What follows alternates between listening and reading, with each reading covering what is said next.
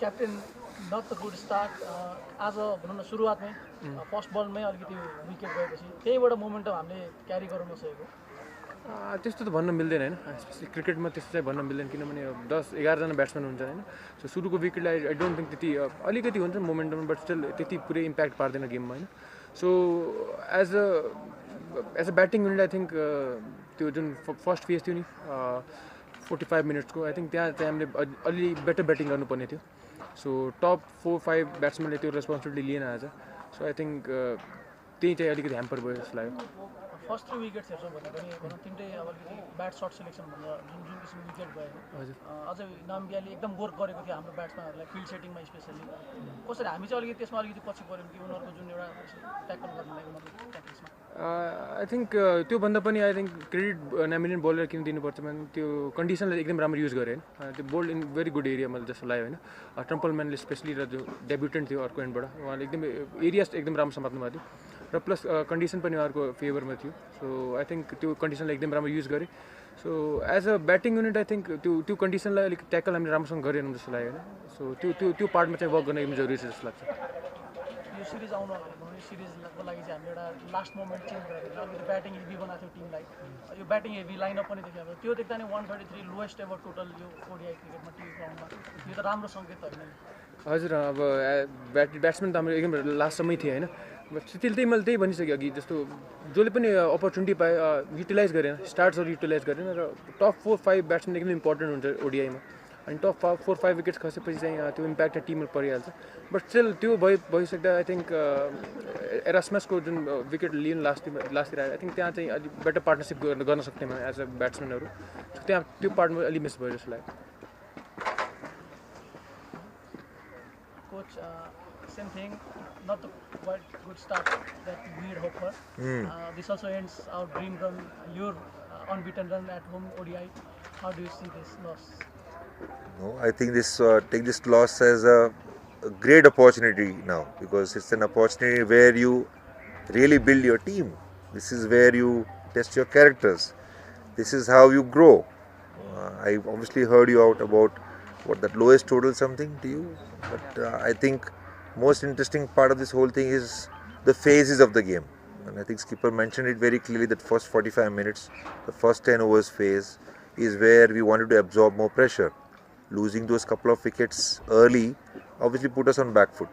For me, I thought that we have lost 3 or 4 wickets before as well, but that build up the partnership which we were building up again between Kushal Malla and Bhim Sharki, that was pretty much trying to repair and bring us back in the game. We really wanted that partnership to grow and go little more bigger. I think that's where the situational awareness and game awareness matters, and we have been speaking about it a lot. We were aware that yesterday the sun was not out and today the condition could be challenging, and what if we're put in? So we obviously had a discussion around it as well, but I thought the nerves were not settled. Nerves were not settled in the morning, and again what we'll do is we'll go back to our drawing board. We'll do our homework. We'll make sure that the areas where we need to nudge a bit, polish a bit, we'll work on that and we'll come back strong. Without DP, our team looks a bit out of balance. How do you admit that we are still trying to get that balance in place? No, I disagree. I think ODI games, a lot of players had stepped up. We had batting all the way till 8-9. So balance was never a question. I think the batters had to step up today, which we missed out. If they all had batted to their potentials, especially their approach, the first 30 balls approach, they know their plans in place, then the things would have been different. We got 6 odd wickets defending 130. In my mind, if we had 2 impact partnerships in middle, we could have scored around 230, 240 and this could have been a winning score for today. That's the way I felt right now. We lost the toss, we put in the batters. What was the ideal score that we were targeting? Yeah, 240. I think 230, 240 was something in our head. But to get to 230, 240, we needed a start. So obviously we missed out. Losing 4 wickets in power play, you are totally on back foot. And that's where I said big partnership were required, because others who are in, then they need to take the responsibility of batters who missed out. So I'm sure they will reflect on that and will come back. Playing Netherlands was just back from the ODI World Cup. So do you think this is the right time to wake up call that we needed? Do you think this is the? This is the right wake up call because we've been winning all the time. So we're playing expecting the teams above us next half? Yeah, I mean, more than wake up call, like I said, we were winning. So now what will happen is when you lose, there are emotions for when you lose as well. So how you manage those emotions, right? Experiences are there, and we need to keep on taking these experiences. ODI format has got so many ups and downs. The skills which comes across, the teams which comes across. I mean, I think this time around, all the 8 teams in League Two are very competitive sides. So the maturity will matter, and I'm sure that the 1 day gap in between is good way to reflect and then come back again for the next opponent.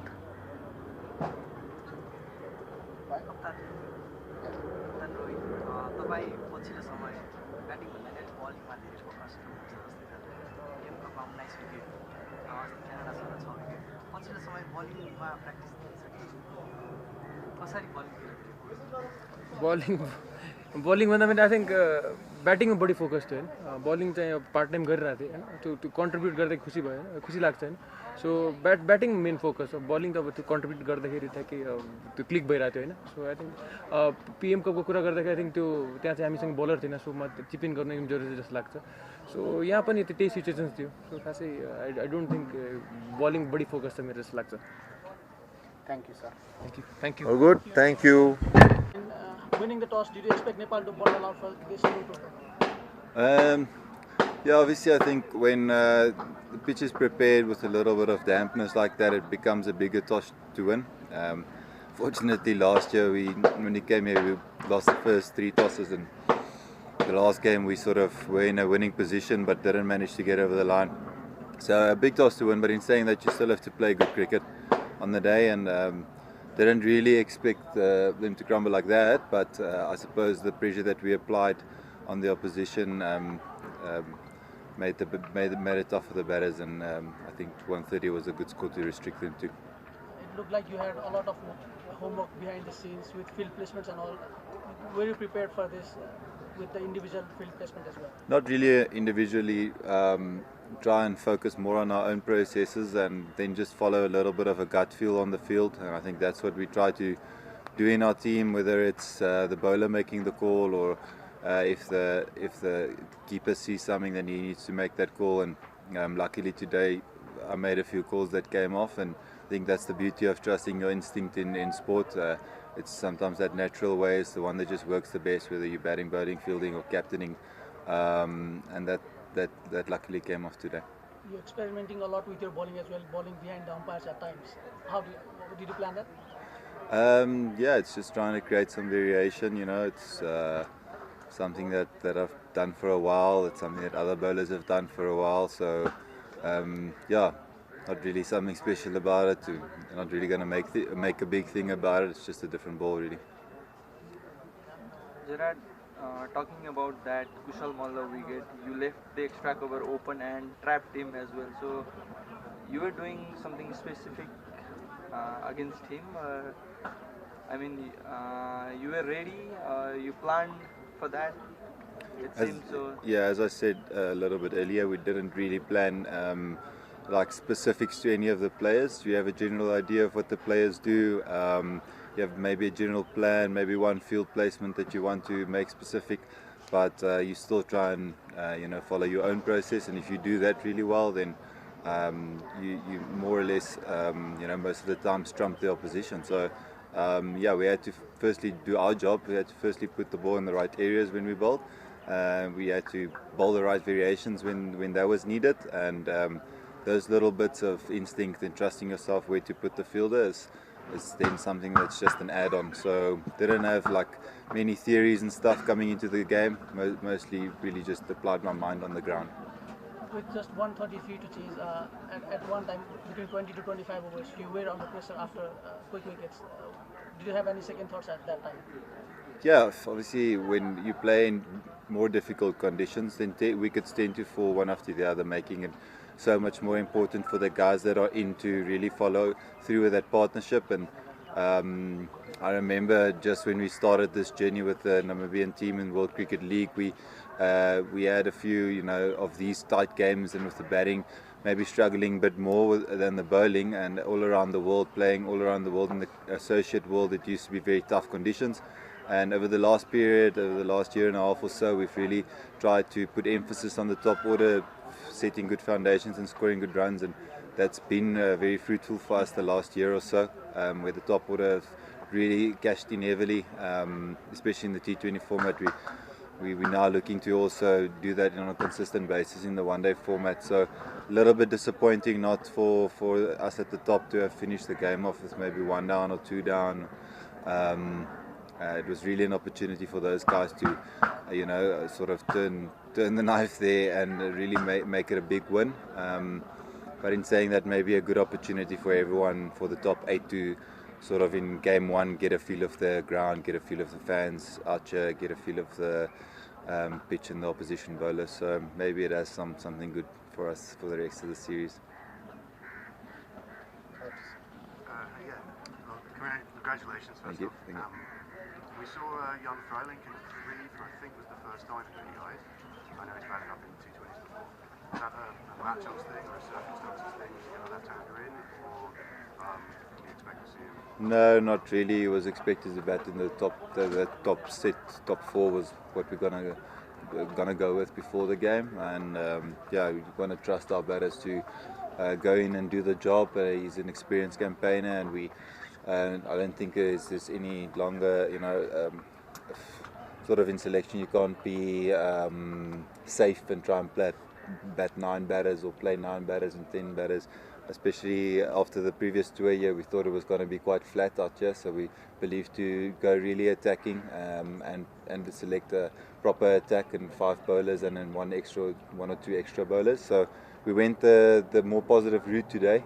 I guess it was a great luck to win the toss, and then that extra bowler was really helpful in that first 30 to sort of push the opposition back. But that's the way I want the team to play, is really positively. We expect the batters to bat and the bowlers to bowl, so hopefully that may continue and we can get some fruits from that. And just you say that the 5 bowlers, do you consider yourself a frontline bowler these days? I know you used to describe your own bowling as filthy part-time loss spin, but time for a reassessment. Yeah, I've been pushed a little bit by some of the senior guys like David Visa and some of the others to bowl myself more, and I guess sometimes I didn't do that quite enough in the past. But I think in the T20 format I'm now quite comfortable to call myself a bowler. I've started playing across the world as well and bowled in various higher levels as well. So very much comfortable with the ball in the T20 format.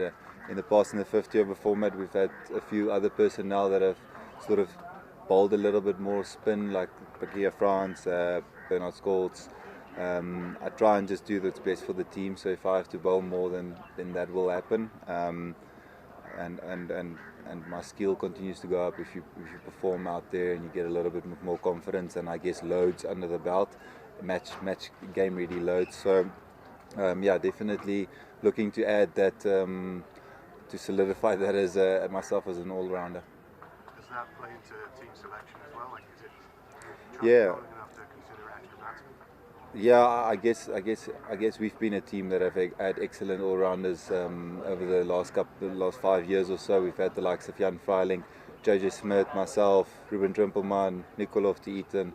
All of these guys bat and bowl, good all-rounders, and it's sort of that match-up and that sort of mix and match that we've been able to put together over the last couple of years to get results and probably to punch above our weight a little bit.